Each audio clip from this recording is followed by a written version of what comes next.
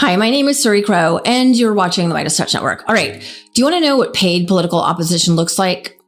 I'll show you. I recently saw this analogy in a piece. I think it was in The Lever, which is a fantastic outlet if you have a chance to start reading it. It was about the Harlem Globetrotters. I don't even know if they play anymore, but the team they always played was the Washington Generals, and the Generals were paid to lose. Here's a photo of one of the Harlem Globetrotters literally pantsing one of the Generals, kind of like the WWE.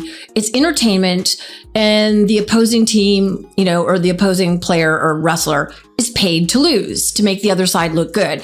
They're paid to look like they're trying, but in the end, they're going to lose. Okay. So here's what this looks like in the political arena. Here's Jack Cocherella. He's a Gen Z creator, influencer, and he's asking Hakeem Jeffries about his donations from Palantir. At a fundraiser of yours recently, of someone asking about money, it's about $44,000. It's your victory fund from a Palantir executive.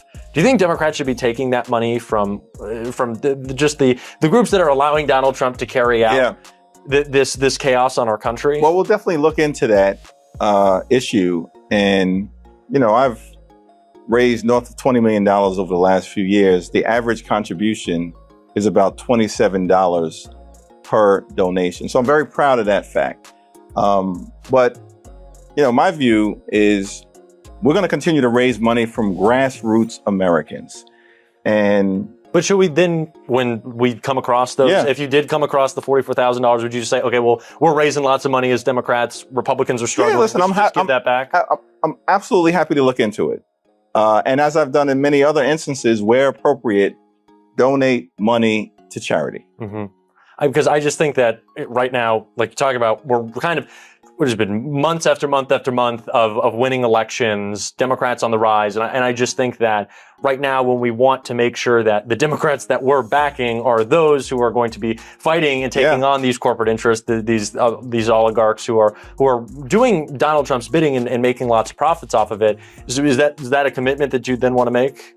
Yeah, without question. And by the way, we're in the middle of a fight right now, which is a very important one, to push back against DHS and all of their enablers. Yeah. So I'm very comfortable, making it clear that, as Democrats in charge, if the American people give us that privilege, that we'll continue to stand our ground, stand on the side of the American people, and of course, push back against the extremism that's being unleashed by ICE, DHS, and all the related entities. Okay, well, what I see is a lot of hand gesturing, a lot of moving around, and what I'm hearing is a lot of word salad from Hakeem Jeffries. And what I don't hear is, yes, Jack, I will commit to no longer taking Palantir money, and I will stop taking money from AIPAC. I will stop taking money from the same hands that are enabling and building a fascist dictatorship under Donald Trump and JD Vance.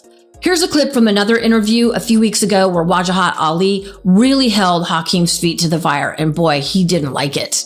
ICE has a history, CPP has a history of terrorizing Black and brown communities. People are asking themselves, why are we, our taxpayer dollars, paying for masked, lawless men to terrorize our communities, kidnap people, take children, and kill Americans? So I ask you, and I'm doing a following up to Joy, because I want an answer to this. You said you want to rein in ICE. I'm talking about the long term now. Why not lead and say abolish ICE? Because what you're telling us is you want our taxpayer dollars to pay for a lawless masked armed agency to continue terrorizing our cities. And I'm trying to figure out how you, as a leader, can be telling Americans that their taxpayer dollars should be going to ICE. I don't understand anything that you just said. I spoke English. I don't understand anything that you've just said to me when I've made clear that taxpayer dollars should be used to make life more affordable for the American people, not brutalize or kill them. That's the whole reason we're in this fight right now. That's the whole reason the DHS is getting ready to shut down. That's so the whole abolish reason ICE. why you agree with me, Joy. Abolish ICE. Listen, I'm going to use the language that I want to use. You can use the language that you want to use. And the language that I'm using right now relates to these type of bold, meaningful, dramatic changes that are designed to save lives right now in communities that look like the ones that I represent. And that's the goal. Now, I have played that clip before, and I love it because Hakeem's like, I don't understand a word you're saying. And Wajahat says, I'm speaking English. Like, it's just hilarious because Wajahat's like, he's unbothered. But see how defensive Hakeem gets? That's because he is completely compromised and he just got called out. He got called out. He's lying, he's dancing, he's bobbing and weaving, he's bought and paid for. Let me show you something. All right. I don't know who this is, Gen X girl, but she posted this recently. Matthew Eady, who is a reporter, and he did this great reporting back in October, recently discovered how AIPAC is hiding its donations using 3 campaigns for Hakeem Jeffries, aka AIPAC Shakur. And by the way, that hilarious nickname, I believe, was given to Jeffries by Charlemagne the God, which I just think is very funny. I created a graphic to help you understand how the secret campaigns are structured and why you won't be able to see AIPAC in Federal Elections Commission's filings, the FEC. But AIPAC will still be able to track donations through unique IDs and show candidates how much their network has donated to buy pro-Israel votes. And here is that graphic, how AIPAC is hiding pro-Israel donations. This is so slick. AIPAC directs its donors to the pro-Israel network website via email campaigns. So these donors get these emails. Pro-Israel Network uses Democracy Engine as its payment processor. So you're like, oh, it's Democracy Engine. All right. Donations are recorded as individual donations from Democracy Engine in the back end. So that's how they show up on the FEC donations chart. That's how they're recorded. Each pro-Israel network campaign is recorded with a unique ID. So that is how AIPAC is hiding its donations. Super shady. So you're not able to necessarily know that Democracy Engine donations are actually coming via AIPAC.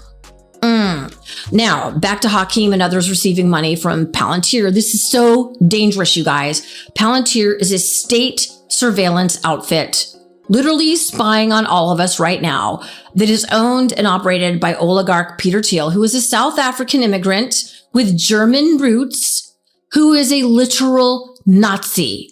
I shit you not. He doesn't believe in democracy. He's on record as saying that, period, anti-democracy, wants to dismantle and destroy it. Thiel hates poor people, even though he's made billions of dollars off of us, we the working people. And he installed JD Vance. He literally